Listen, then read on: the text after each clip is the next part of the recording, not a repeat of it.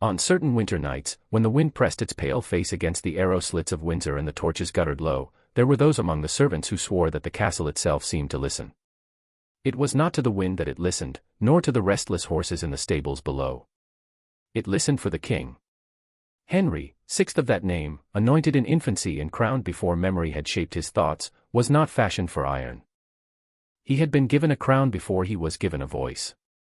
Those who saw him in the chapel, kneeling longer than was required, thought him devout. Those who watched him in council, silent while men of sharper will sharpen their knives upon words, thought him gentle. They did not see the tremor that moved through him when doors closed too firmly. They did not hear the private litany that haunted his sleep. In the narrow chamber assigned for his nightly rest, the air held the odor of beeswax, damp wool, and extinguished flame. The tapestries along the walls showed saints pierced by arrows and dragons subdued by spears. Their woven eyes stared without blinking. Henry sometimes wondered whether they judged him. He had been taught that kings were God's lieutenants upon earth, yet he felt less a lieutenant than a vessel left too long in a storm. Margaret of Anjou, his queen, moved through the corridors like a blade wrapped in silk. She was young, foreign, and possessed of a mind that did not lower its gaze. Where Henry bowed to uncertainty, Margaret leaned into it. Where he sought mercy, she sought survival. The realm, restless as a horse that scents blood, had begun to test the boundaries of his softness. Factions whispered. Nobles measured one another's strength in banquets and battlefields alike.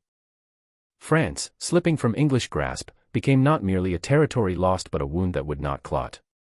In council, Margaret's voice did not tremble. It rang clear against the stone, steady as a bell in frost. Some said she spoke for the king, others said she spoke over him. There were moments, brief and quickly buried, when Henry would look upon her profile, lit by the amber glow of torches, and feel not love nor hatred but a child's confusion before a stern mother. In her certainty, he sensed accusation. In her resolve, he felt exposed. Fear, when it enters a crown, does not announce itself with trumpets. It comes quietly, like mildew beneath embroidered hems. The king's fear was not of death. Death, to him, was a gate kept by angels. He had long ago reconciled himself to the thought that his life belonged not to his own pulse but to Providence. Rather, he feared judgment in the eyes of the living. He feared the sharp intelligence of Margaret, who understood power as a current to be directed, not endured. He feared that in her gaze he was weighed and found insufficient. At night, when the castle exhaled and the torches dwindled to coals, he would rise from his bed and walk barefoot upon the cold rushes. The chill steadied him. Through a slit of window he would glimpse the moon caught in mist above the Thames, pale as a wafer. He would whisper prayers not for victory but for quiet. The Latin syllables trembled on his tongue, tasting faintly of wine and ash. There were times when Margaret entered without herald. The scent of foreign oils clung to her, orange blossom and something sharper beneath, like crushed rosemary. She would stand near the hearth, observing him as one might observe a falcon that refuses to hunt. Her words were measured. She spoke of alliances, of men who must be rewarded or restrained, of letters from Calais heavy with warning. He listened, nodding, fingers folded within his sleeves. To outsiders, theirs was a marriage of strategy. To Henry, it was a mirror he could not bear to look into for long. He had been a child who preferred psalms to swords. Even now, in manhood, the clang of steel unsettled his bones. He believed in mercy as others believed in fortifications. Yet mercy, unguarded, invites wolves. Margaret understood wolves. She had grown among them. One evening, after a council that ended in raised voices and the dull scrape of chairs, Henry remained seated long after the chamber emptied. The candles sputtered, wax pooled like pale tears upon the table. He pressed his palms against the wood and felt its grain, rough and real. Outside, somewhere in the lower bailey, a dog howled. The sound carried upward, thin and aching. Is a king free? He asked no one. The question hovered in the smoke. Freedom, he had been taught, belonged to those who commanded. Yet he felt bound, by expectation, by blood, by the relentless gaze of history. A peasant might flee into forest or sea. A king is anchored to his throne as surely as a martyr to his stake. When Margaret returned that night, she found him not in bed but kneeling before the small crucifix near the hearth. The fire had dwindled to embers, painting his face in bruised hues of red and shadow. He did not turn when she entered. "England requires strength," she said softly. He closed his eyes. "England requires peace." "Peace," she replied, "is a thing won, not wished." Her words were not cruel. They were certain. And certainty, to a man who doubts himself, can feel like a blade laid gently against the throat. In the months that followed, whispers grew teeth.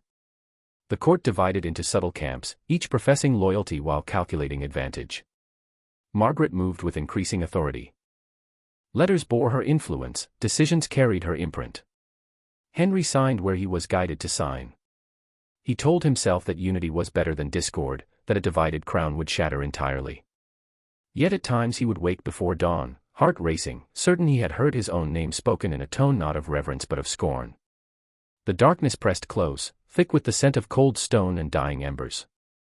In such moments he felt the vastness of time stretching behind and before him, kings buried beneath cathedral floors, their bones indistinguishable from those of common men. Time, he reflected, is the true sovereign. It humbles conquerors and consoles the forgotten. Before it, fear and courage are equally brief. Margaret did not see his private terrors, or if she saw them, she named them differently.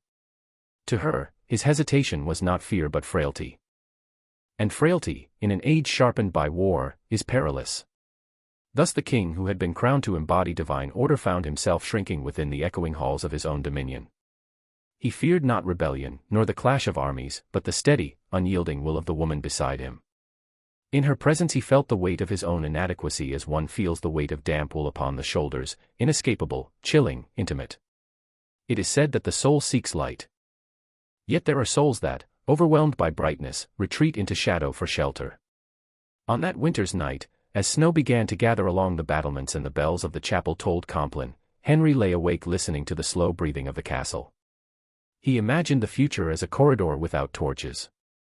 Somewhere within it, footsteps approached, firm, unhesitating. And the king, anointed by God yet uncertain of himself, understood with a clarity that tasted of iron, the gravest prisons are not built of stone. They are fashioned of doubt, and sometimes, of love. Spring arrived reluctantly, as though unsure it was welcome within walls so accustomed to vigilance. In the inner garden, where laurel shrubs had once been planted to signify endurance, new shoots pressed through soil still sour with winter rot. The air carried the mingled scents of thawing earth, damp stone, and the faint sweetness of early blossoms. Yet even here, beneath an open sky, the king did not feel enlarged. Henry walked among the narrow paths at dawn, before courtiers stirred and before Margaret's attendants drew back her curtains. The gravel whispered beneath his steps. A thin mist hovered above the ground, veiling the statues of forgotten saints whose noses had been worn smooth by centuries of weather. He paused before one such figure and traced the eroded face with his eyes. Time, he thought, is a patient sculptor. It does not rage. It does not plead. It simply removes. In recent weeks, Margaret's presence had expanded beyond chamber and council. She convened men in private alcoves. She wrote letters sealed not only with the royal signet but with her own insistence. The courtiers had begun to bow to her with a subtle difference, less courtesy, more calculation. It was as though they sensed in her a flame that might warm or consume. Henry observed these shifts as one observes weather gathering at sea. He lacked the instinct to command storms. Instead, he prayed they might pass without wreckage. Rumors of unrest in the shires reached him in fragments, a skirmish here, a grievance there, the name of a duke spoken too loudly in taverns. The realm was restless, its loyalties braided loosely. Margaret spoke of necessary firmness. She named men who must be disciplined, estates that must be reclaimed, alliances forged with sharper edges. Mercy invites contempt, she told him one afternoon as they stood overlooking the Thames, its waters swollen and brown from spring rain. Henry watched the current slide past the battlements. And severity invites hatred. She regarded him steadily. The wind tugged at the dark veil framing her face. Hatred may be endured. Weakness cannot. There was no cruelty in her tone, only conviction. Yet conviction, when unshared, becomes a wall. That evening, in the great hall, a feast was held for envoys newly arrived from the north. The hall blazed with torchlight. The scent of roasted venison mingled with spilled ale and the musk of damp cloaks. Laughter rose and fell like surf against stone. Musicians plucked at strings, their melodies bright but thin against the cavernous ceiling. Henry sat at the high table beside Margaret. The gold threads in her gown caught the firelight, scattering it like fragments of sun. She spoke with the envoys in measured tones, her questions precise. Henry answered when addressed, his voice gentle, almost diffident. More than once he felt her glance flick toward him, not reproachful, not tender, but assessing. Across the hall, nobles leaned close to one another, murmuring behind raised cups. The king sensed in their lowered eyes a silent arithmetic: who commands, who hesitates, who will prevail. He tasted little of the food placed before him. The venison lay heavy, scented with cloves. Wine warmed his throat but did not steady his heart. Beneath the table, his fingers tightened against the carved arm of his chair, tracing the grooves worn by generations of sovereign hands. In that moment, surrounded by noise and light, he felt profoundly alone. Isolation within a crowd is a peculiar affliction. It is not the absence of bodies but the absence of understanding. Henry's faith, which had once been a lantern, now flickered uncertainly. He believed that God ordained all stations, king and beggar alike. Yet he could not discern whether his own trials were chastisement or design. Late that night, long after the envoys had been escorted to their chambers, he wandered again to the chapel. The stone floor retained the day's chill. Candles guttered before the altar, their smoke curling upward in thin, wavering lines. He knelt. "Grant me clarity," he whispered. But clarity is rarely bestowed upon those who fear what it may reveal.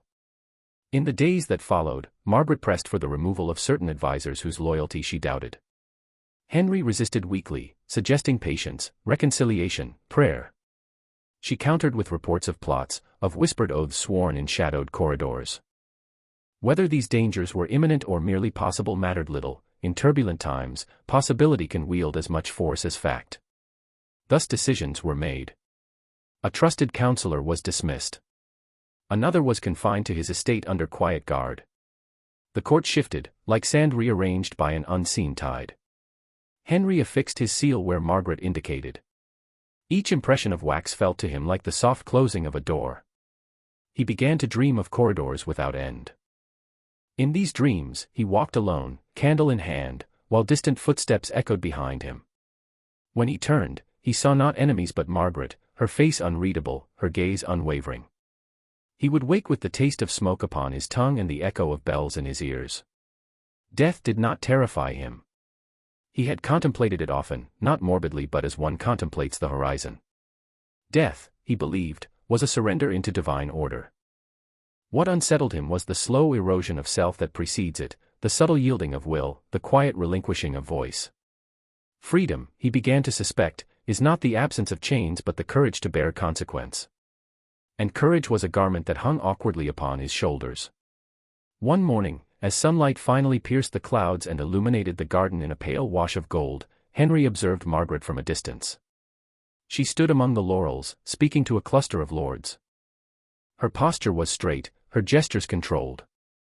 The men inclined toward her, attentive. For a fleeting instant, he felt not fear but admiration. She possessed what he lacked: decisiveness, heat, an instinct for survival sharpened by youth and exile. Yet admiration does not erase displacement. The laurel leaves stirred in the breeze, their glossy surfaces flashing like small mirrors. Henry recalled that laurels symbolized victory. Yet here they seemed brittle, their edges tinged with brown. Victory, he reflected, often withers at its root. As the bells tolled terse, he turned away from the garden and returned to the dim corridors within. The castle swallowed him in its familiar coolness. Somewhere distant, a door shut with measured finality. Thus the king continued, crowned yet constrained, married yet solitary, while the realm shifted subtly beneath his feet. And like the laurel that survives winter only to lose its luster in spring, he endured, uncertain whether endurance itself was virtue or merely postponement. For in the quiet arithmetic of power, even love may become a ledger of debts. There came a summer so heavy with heat that even the crows fell silent upon the battlements. The air lay over the kingdom like damp wool, suffocating and intimate. Reports arrived thick as flies: rebellion in the shires, unrest among soldiers unpaid, a duke whose ambition had ripened beyond discretion. Names once spoken with courtesy were now uttered with guarded caution. The realm no longer trembled in whispers, it stirred openly. and the king began to withdraw. At first it was subtle. He paused longer before answering. His gaze drifted toward windows as though something beyond the glass summoned him. During council, while Margaret and the lords debated troop movements and levies, Henry's fingers would move soundlessly over the beads of a rosary hidden within his sleeve. Then, one afternoon, as voices rose around him, sharp, insistent, overlapping like clashing steel, he simply ceased to respond. A question was placed before him regarding the mustering of forces. He did not blink.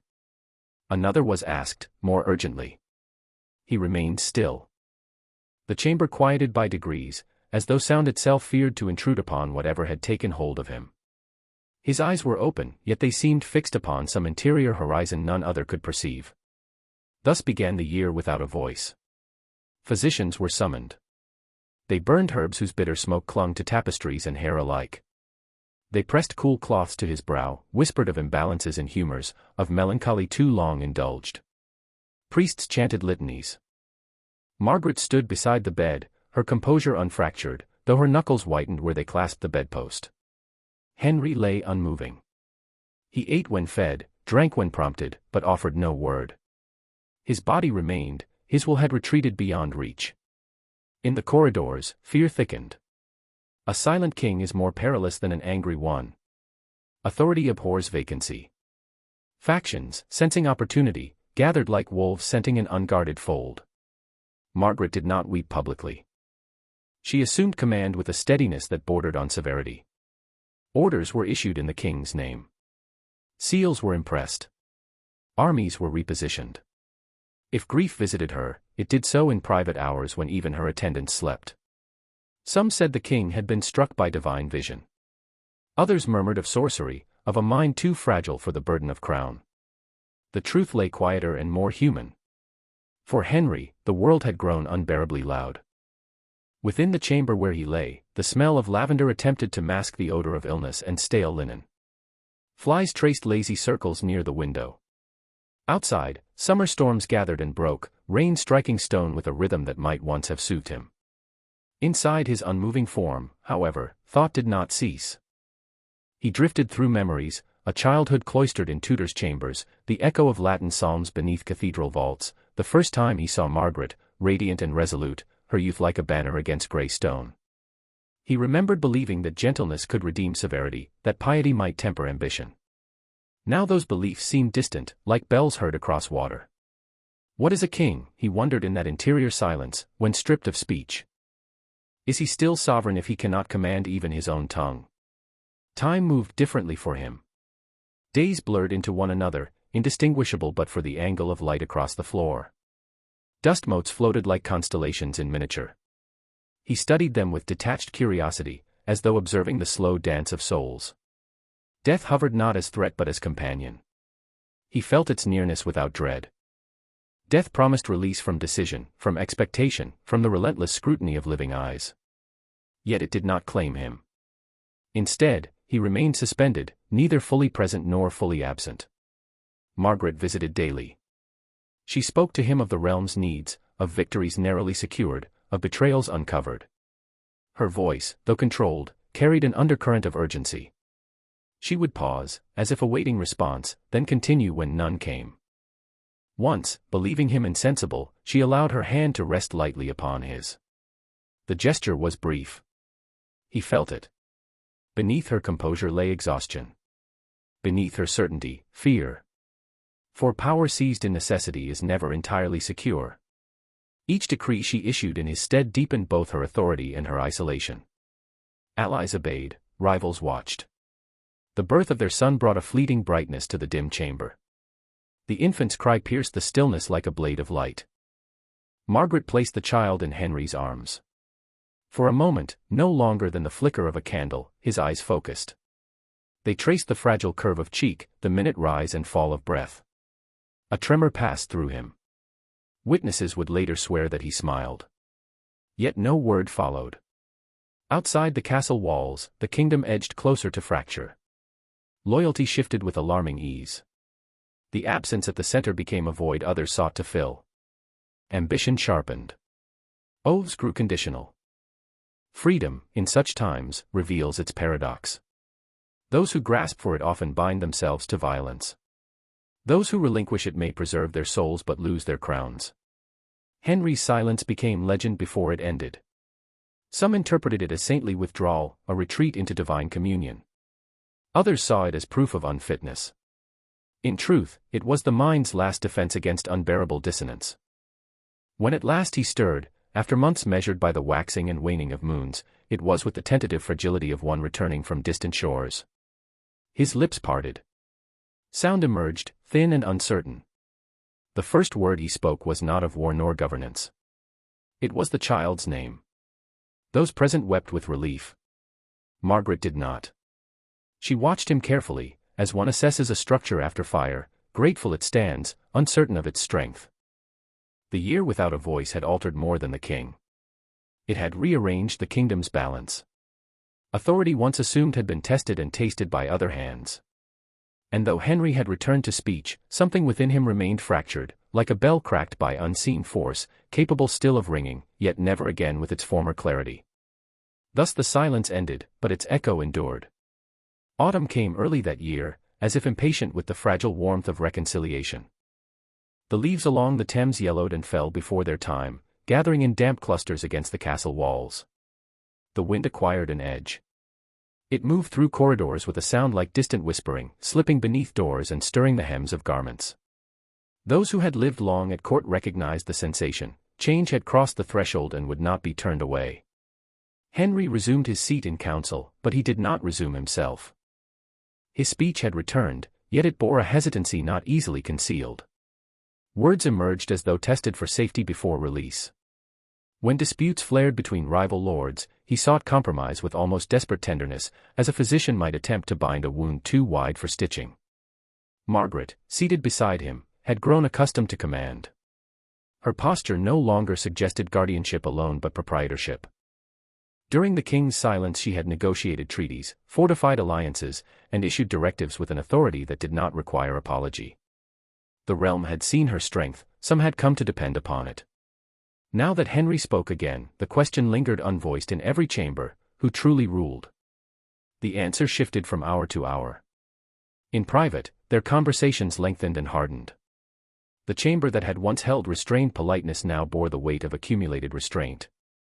The hearth crackled between them as though translating what neither wished to say plainly. "You must show resolve," Margaret insisted one evening, pacing slowly before the narrow window. Outside, rain streaked the glass in restless lines. "They test you because you permit testing." Henry stood near the crucifix, fingers folded. "They test because they fear. Then give them reason to fear you more." He looked at her fully then.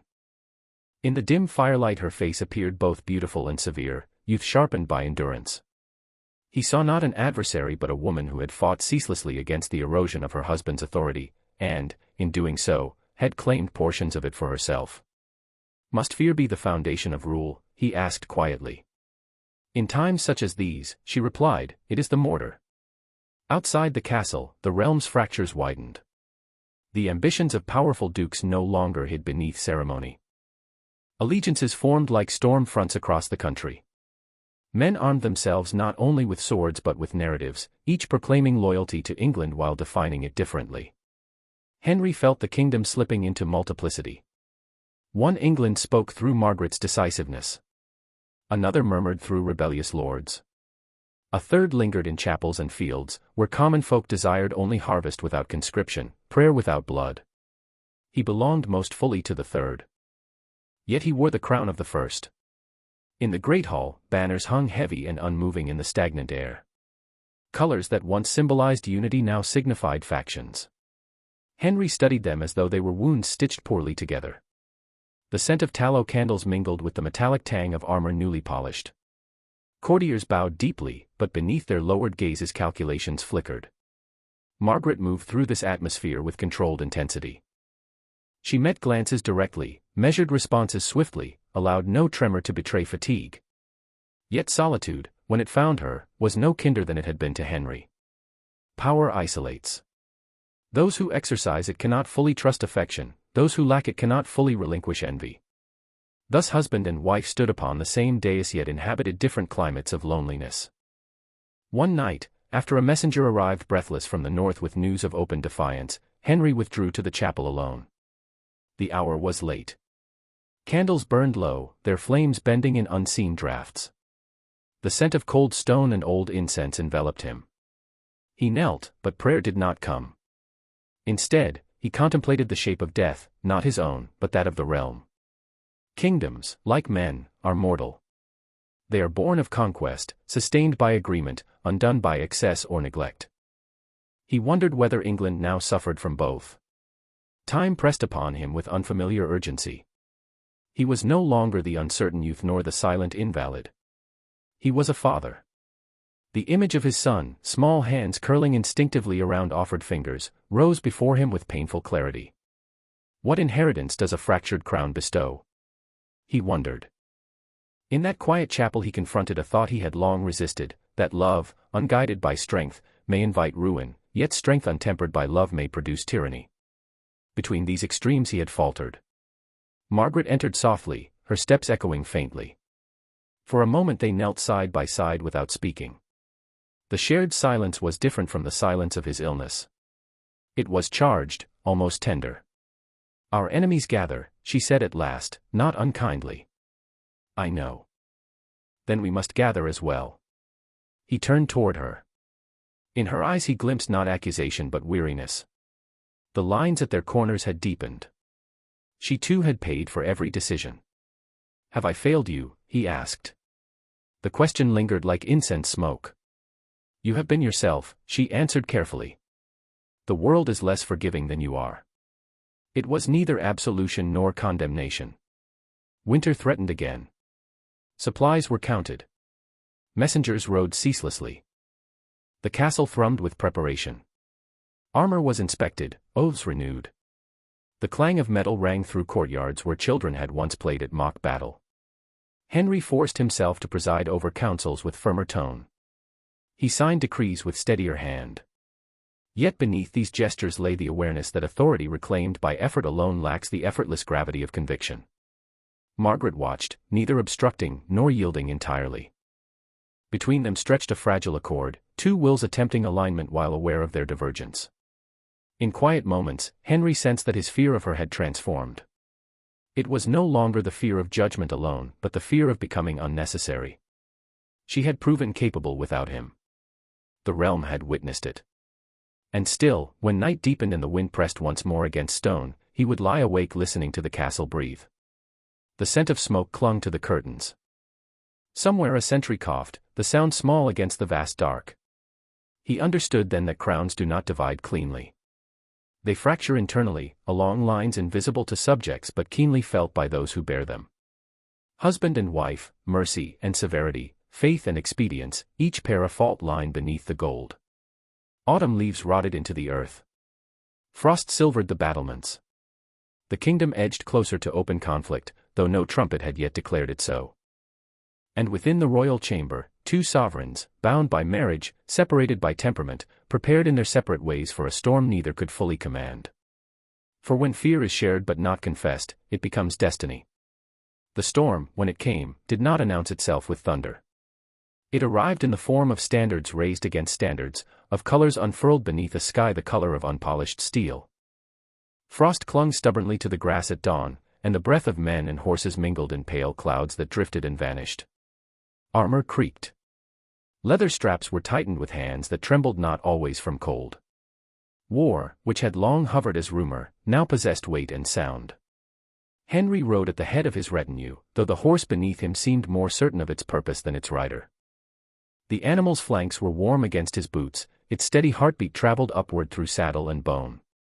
Around him banners snapped sharply in the wind, red, white, emblems embroidered with lions and roses that would soon be stained beyond recognition. Margaret was not beside him. She had remained where strategy required, orchestrating movements with a clarity sharpened by necessity. Yet her absence rode with him like a second shadow. He knew that even in distance her will extended across the field, measured and unyielding. The plain stretched wide and indifferent. Frost gave way beneath trampling feet, releasing the scent of crushed grass and damp earth. Crows circled overhead, patient arbiters of consequence. Henry surveyed the opposing ranks. Faces were indistinct at such distance, only glints of metal and the restless shifting of men awaiting signal. Somewhere among them stood those who claimed loyalty to England as fervently as he did, though their allegiance rejected his right to embody it. How fragile, he thought, is the thread that binds obedience to belief. Trumpets sounded. The first clash was less a roar than a collision of breath and iron. Steel met steel with a ringing violence that seemed to fracture the air itself. Horses screamed, high, terrible sounds rarely heard beyond slaughterhouses. The ground shuddered beneath the charge. Henry's sword felt foreign in his hand. He had practiced, as kings must, yet practice bears little resemblance to flesh yielding under force. When the first body fell near him, blood seeping darkly into frost-whitened grass, he inhaled sharply. The metallic scent rose warm and immediate, mingling with mud and sweat. Time altered. Moments stretched, then snapped. Shouts blurred into a single sustained cry.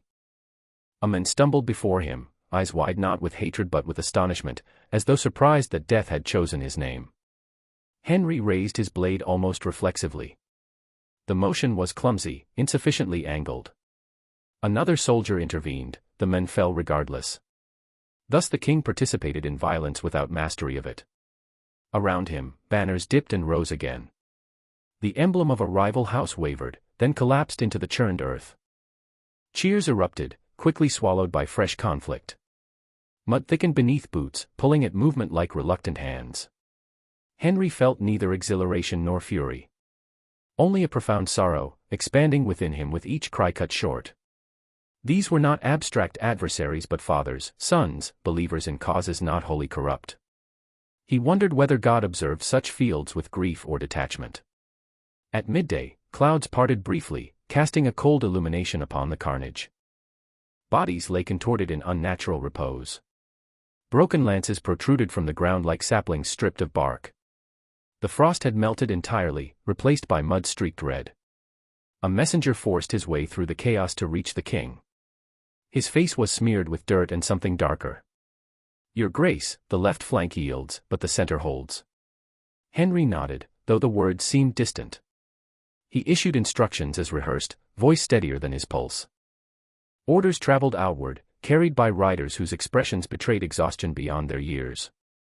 In that hour he understood something with piercing clarity: authority in battle is less about courage than about endurance.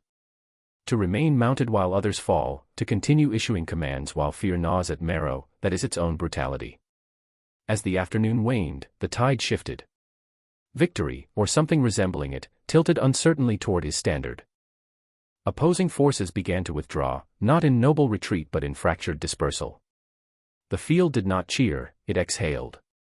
When silence finally descended, it did so reluctantly. The cries of the wounded replaced the clangor of steel. They were softer sounds, yet more difficult to bear. Men called for mothers, for saints, for water. Some whispered apologies to wives who would never hear them. The scent of open bodies thickened in the cooling air. Henry dismounted.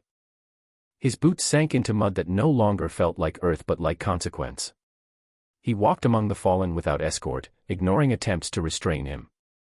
A soldier lay clutching a torn banner, its emblem soaked beyond recognition. The man's lips moved soundlessly. Henry knelt and offered water. It spilled down the soldier's chin, mingling with blood.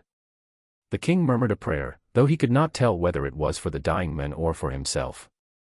Victory was declared before nightfall. The words sounded hollow. Fires were lit along the perimeter of the field. Smoke rose in slow spirals, carrying with it the odor of scorched cloth and flesh. The sky darkened to indigo. Stars emerged, indifferent witnesses. Henry stood apart, helmet removed, hair damp against his brow. His hands trembled now that action had ceased. In the distance, he saw figures moving methodically among the dead, identifying, collecting, stripping. He felt no triumph. Instead, he sensed the irreversible nature of what had occurred. Blood once spilled cannot be summoned back into veins. Trust once severed rarely mends without scar. Margaret's envoys would carry news of success. They would speak of strength demonstrated, of rebellion subdued. They would not speak of the young soldier whose final breath had warmed Henry's gloved hand. Night deepened. He thought of his son, small, uncomprehending, destined perhaps to inherit not peace but precedent. What example had he offered? A king who feared his queen, then feared his own silence, and now feared the cost of his awakening. Death on the field had been swift for some, agonizing for others. Yet all alike surrendered to the same quiet earth. Titles dissolved beneath soil as readily as anonymity. Time, that patient sovereign, would level even this day. But before time could soften memory, Henry felt the imprint of each fallen body upon his conscience. He understood that war does not merely claim lives, it alters the interior architecture of those who survive it. When at last he returned to his tent, the canvas walls flickering with firelight, he removed his gauntlets slowly. His hands bore smears not entirely his own. He studied them as though they belonged to a stranger. In seeking to preserve his crown, he had consented to the breaking of countless others. Outside, the wind shifted, carrying away the last echoes of battle. Within, the king bowed his head, not in victory, but in mourning. For on that field where banners fell, something within him fell as well, the final illusion that power might be exercised without inheritance of guilt. Winter did not wait for consent. It settled over the kingdom with a stillness that felt almost merciful after the violence of men. Frost sealed the fields where battle had raged. Snow softened the churned earth, covering scars with deceptive purity. Rivers slowed beneath thin crusts of ice. Even the crows, glutted and watchful, grew sparse against the pale sky. But within stone walls, consequences endured. Victory had not secured peace, it had only postponed another reckoning. Alliances shifted again, as alliances always do when purchased with blood. Those who had cheered the king's firmness now questioned its cost. Those who had doubted him searched for new grounds upon which to stand. Henry felt the weight of triumph as one feels the weight of wet wool, heavy, cold, inescapable. He no longer feared Margaret in the manner he once had. Fear had matured into something quieter and more complex. He saw now the burden she had carried during his silence, the iron she had forced into her own spirit to compensate for his absence. Yet between them remained a distance neither apology nor shared memory could wholly bridge. Power had altered them both. In the great chamber, before assembled lords, they appeared united. Their son stood between them on ceremonial occasions, small fingers grasping fabric embroidered with symbols older than his understanding. The court observed this tableau with cautious relief. A lineage embodied reassurance. Yet lineage is not certainty. On certain evenings Henry would withdraw alone to a narrow tower room rarely visited by others. The chamber smelled of cold stone and extinguished fire. From its window he could see the river winding like dull silver through winter fields. The wind there was sharper, unobstructed by walls. He found himself reflecting not upon battles but upon time. He had once believed time to be a distant horizon. Now he felt it at his shoulder. Time had taken his illusions gently at first, then without negotiation. It had shown him that mercy without structure falters, that strength without tenderness corrodes, that love cannot prevent destiny but may suffer because of it. He considered death again, not as escape but as inevitability. Death would come whether he ruled wisely or poorly, whether England prospered or fractured. The earth would accept him without regard for titles. Beneath cathedral stone or common soil, bone becomes bone. What, then, endures? Not banners. Not decrees sealed in wax. Perhaps only the manner in which one bore the weight entrusted to him. Margaret joined him in that tower once, unannounced. Snow drifted lightly beyond the window, its descent silent and unwavering. She stood beside him without speaking, her presence no longer blade-like but subdued, tempered by years of vigilance. "We have survived," she said at last. He nodded. For now. There was no bitterness in his tone, only recognition. They stood together, watching the snow erase distinctions upon the earth below. Fields that had belonged to rival houses appeared indistinguishable beneath white. Boundaries dissolved temporarily in cold. "Do you regret it?" he asked quietly. "The firmness? The blood?" Margaret did not answer at once. Her breath clouded faintly in the chill. "I regret necessity," she said finally. "But I do not regret protecting what is ours." He studied her profile, older now, though not yet aged. The certainty that once unsettled him had softened into something like resolve without sharpness. "I feared you," he confessed. She turned to him, surprised not by accusation but by honesty. "And I feared losing everything," she replied. In that exchange lay the simple architecture of their tragedy, fear answering fear, each misunderstood as opposition rather than kinship. The bells of the chapel began to toll vespers, their sound traveling upward through stone. It was a sound unchanged by war, by ambition, by human frailty. The rhythm persisted as it had for generations before them and would for generations after. Henry felt no sudden revelation, no absolution descending like light through stained glass. Instead, he felt acceptance, thin but steady. He had not been the king England required in its fiercest hour, nor entirely the failure his enemies proclaimed. He had been a man shaped for gentleness thrust into severity. He had faltered. He had endured. He had acted too late and sometimes too reluctantly. Yet he had loved, awkwardly, fearfully, imperfectly. Outside, the snow continued to fall, covering battlements, softening angles, silencing footfalls. The world seemed briefly at peace, though beneath the white the ground remained scarred. Time would move again. It would unsettle their son, test the realm anew, erode their names into lines within chronicles read by distant eyes. Perhaps, centuries hence, a solitary reader would consider the king who feared his queen and judge him weak. But weakness is often only unguarded conscience. As night closed fully around the tower, Henry reached for Margaret's hand, not in dependence, not in surrender, but in shared mortality. She allowed it. The crown rested elsewhere, heavy upon velvet. Here, in the quiet after ambition, after silence, after battle, they stood simply as two souls who had navigated power and been altered by it. The bells ceased. And in the hush that followed, the king understood at last: authority fades, fear transforms, even love wounds, yet the dignity with which one bears his portion of time is the only sovereignty death cannot strip away. Snow fell through darkness, patient and impartial, until the castle itself seemed less fortress than monument. Thus ended not a reign, nor a conflict, but an illusion. And in its place remained something quieter, more human, and therefore more enduring.